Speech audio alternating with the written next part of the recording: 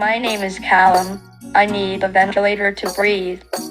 I'm interviewing people in my community using my eye gaze computer and byte switch to speak. Please enjoy the video.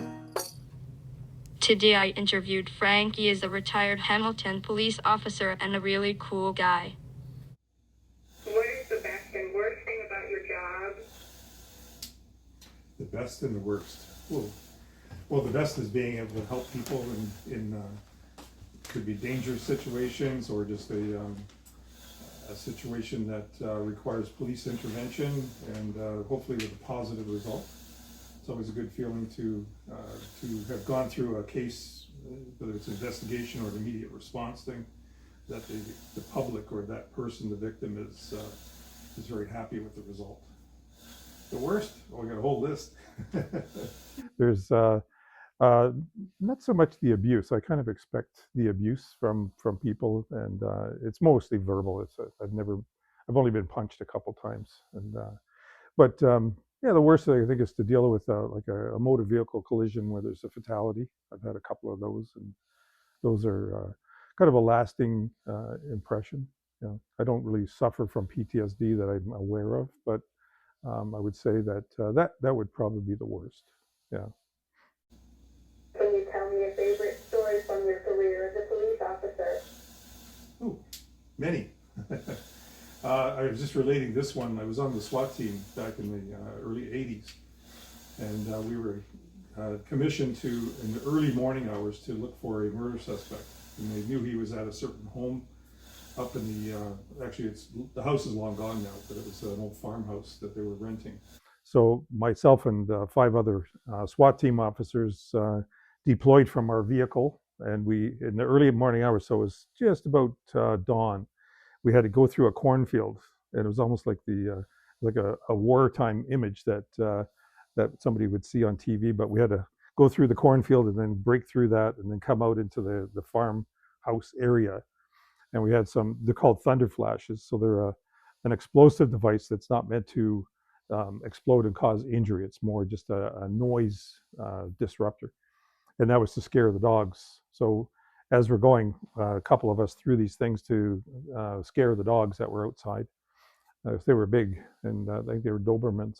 Anyway, so then we crashed the door. We go racing up the stairs, and there's 2 couples in beds. We get the right guy, and we arrested everybody at first, but then we got the right guy, the murder suspect, and he was kept in custody for.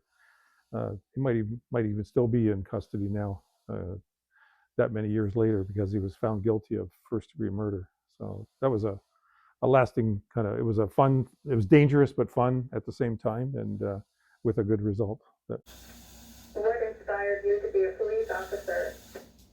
Oh, good one. Actually, I was 19 years old, and I really hadn't considered that as a career. I was in university doing badly, a little depressing to not make the marks that I had hoped for.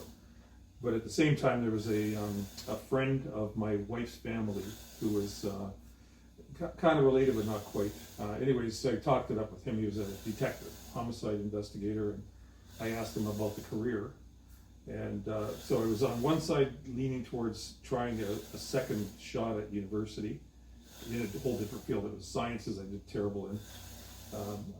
Retrospect, I probably would have done quite well as a lawyer, or at least in the law field.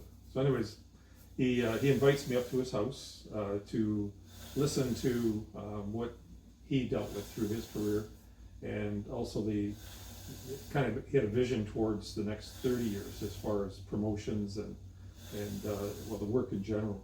So with that, there was a cadet program that I was young enough to be involved with. So he set me up with an interview at Human Resources, and after it was only a couple hours really.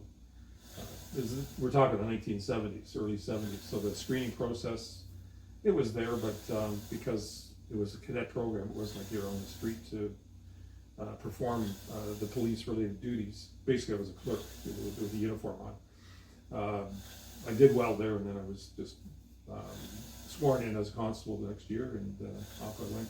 But I think I kind of had an interest there anyway, because of we had a couple police officers come into a class in grade school, and always had interesting things to do, and of course the police show was on TV. So anyways, I did that for 50 years.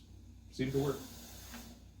What do you wish you could change about the world? I guess the biggest thing is environment. Number one is to get people on board collectively to correct the way the world's breaking down as far as climate change is going.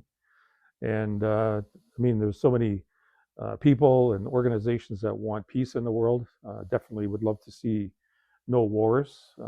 That you don't need to have the conflicts that come up all the time. Usually, it's something greedy or a power struggle thing that seems to break open into worldwide conflict. So I'm going to say the big general one is world peace, and let's smarten up about the environment.